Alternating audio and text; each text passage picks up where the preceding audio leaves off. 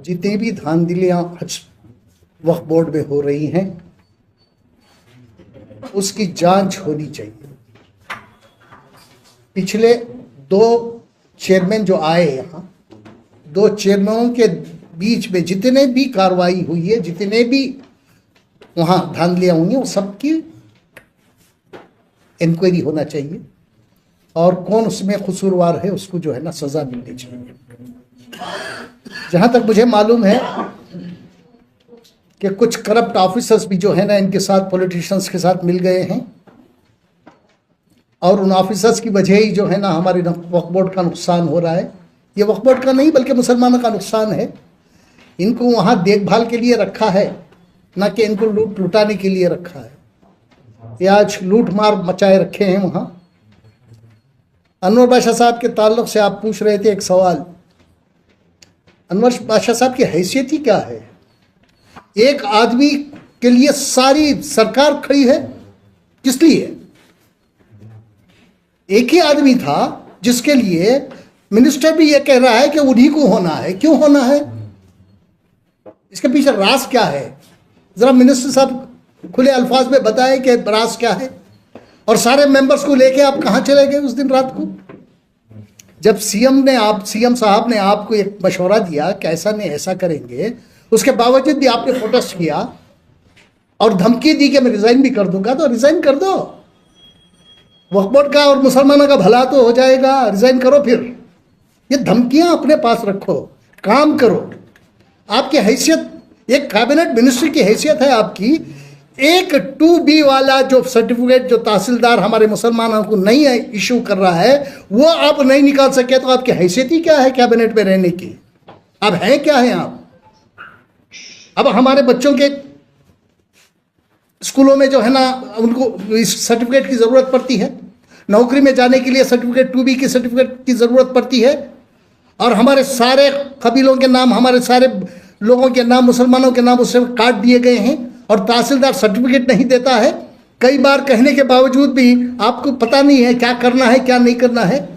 फिर भी आप कह रहे हैं कि मैं माइनॉरिटीज़ का मिनिस्टर हूँ। शर्म आनी चाहिए आपको। पहले, सबसे पहले हमारे बच्चों का फ्यूचर बनाइए। एक सर्टिफिकेट आपसे वापस लेना नहीं। बीजेपी के दौर में जो है ना सर्टिफिकेट इशू करने के लिए मना किया था उन्होंने साले तहसीलदार आज हमें सर्टिफिकेट नहीं दे रहा है। हमारे एडमिशन में हमें कोई रियायत नहीं मिल रही है। आपको कहने के बावजूद भी आपके कान पे जू तक नहीं रेंग रही है। आप खाली लूटमार पे बैठे हैं क्या? लूटमार मचा रहे हैं। करोड़ों लूट के अगर हजारों बांट दिए तो आप अपने आप को क्या समझ गए हैं? पहले जो मुसलमानों के मसाइल हैं उसका हल निकालो। आज तक आपने मुंह नहीं खोला मुसलमानों के मसाइल के ताल्लुक से। कब तक आपको बर्दाश्त करें हम?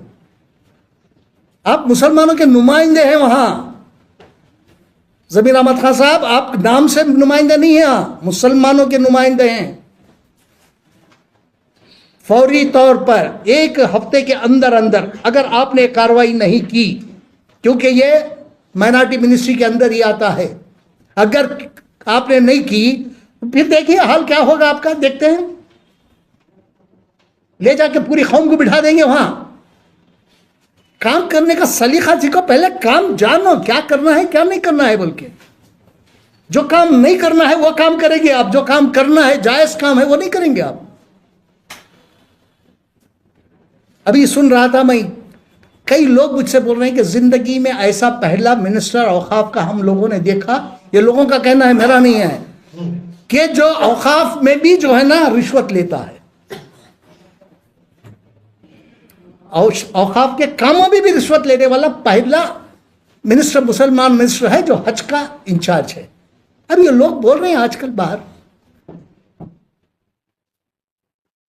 आपको सबसे पहले मसाइलों का हल निकालना है। मसलों की तरफ आपको देखना है सबसे पहले। हमारा कोई मसला सरकार बनने के बाद 2.5 साल हो रहे हैं, आज तक हमारा कोई भी मसला हल नहीं हुआ। तो तुम्हारी जरूरत ही क्या है वहां बैठने की? जब आप मसलों का हल नहीं निकाल सकते तो आपकी जरूरत क्या है वहां? क्या मुसलमानों के वोट ऐसे ही हैं क्या? चाहे देखिए, यहां चाहे AICC हो जाए, यहाँ चाहे सिद्धरामैया जी हो जाए, कोई भी हो जाए, जब हमारा काम नहीं करेंगे हम उनके खिलाफ जाएंगे। हम तो छोड़ेंगे नहीं। इसका क्या मतलब है? जब हमारे वोट की जरूरत है तो आप वोटों के लिए हर चीज की ये देते हैं, हमें कह देते हैं कि हम ये काम कर देंगे, वो काम कर देंगे। आज तक हमारा कोई काम नहीं हुआ, कब तक हम इंतजार करें? हमारे बच्चों के फ्यूचर का सवाल है, हमारे मसाजिदों का सवाल है। ना आज तक ना इसके ऊपर कोई भी मुसलमानों के मसाइल पे काम किया। 5-5 साल हो गए हमारे बच्चे जेलों में हैं और आप मजे लूट रहे हैं।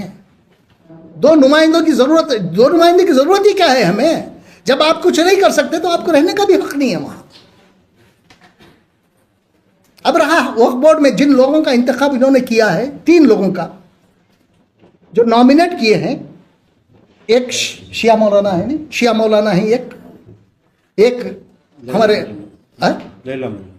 नहीं बोले शिया मौलाना एक है और खालिद साहब एक हैं। खालिद साहब क्या है भाई? जिस एक्ट के तहत, जिस सेक्शन के तहत इनको जो नॉमिनेट किया गया है, उसी सेक्शन में इनको हाईकोर्ट ने इनको ये किया है, डिसमिस किया है, इनको डिस्क्वालीफाई किया है। उसी सेक्शन के अंदर फिर इनको नॉमिनेट कराते हैं। औकाफ का सेक्शन खुली तरह से कहता है कि ऐसे आदमी को नॉमिनेट नहीं किया जा सकता, लेकिन किसके कहने पे सरकार नॉमिनेट कर रही है इनको? और कोई मुसलमान नहीं है जो डिस्क्वालीफाई हुआ है, उस डिस्क्वालीफाई पर्सन को क्यों नॉमिनेट करेगी दोबारा? यह बदनामी सरकार की होगी। अगर कोई कोर्ट में जाके सवाल करेगा तो सरकार की बड़ी बदनामी होगी। एक और मौलाना को, जिसे मैंने एक नाम भी दिया है उनको,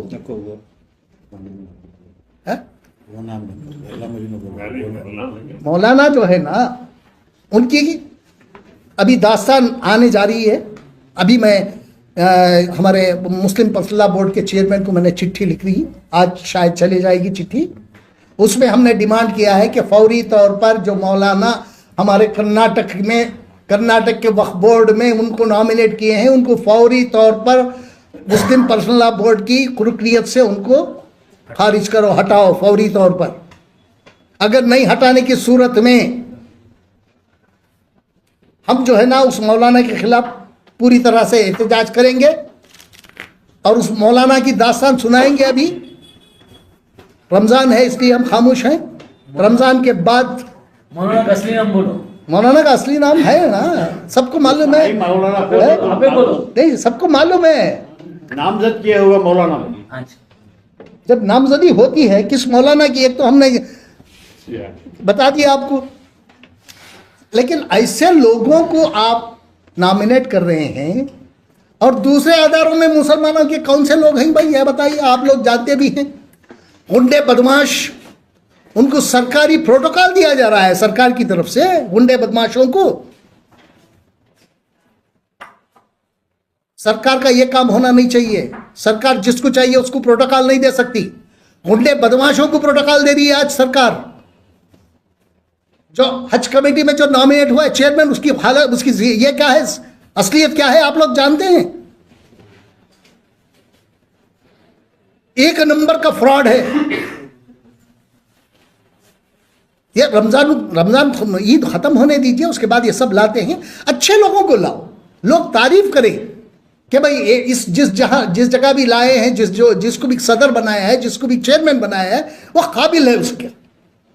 लोग तारीफ करना चाहिए। ये नहीं अपने पट्टुओं को, अपने साथ फिरने वालों को, अपने साथ अपनी जयकारा लगाने वालों को आप ले जाके जो है ना रिलीजियस इंस्टीट्यूशन में मुसलमानों के वो भी आप बिठा रहे हैं। कब तक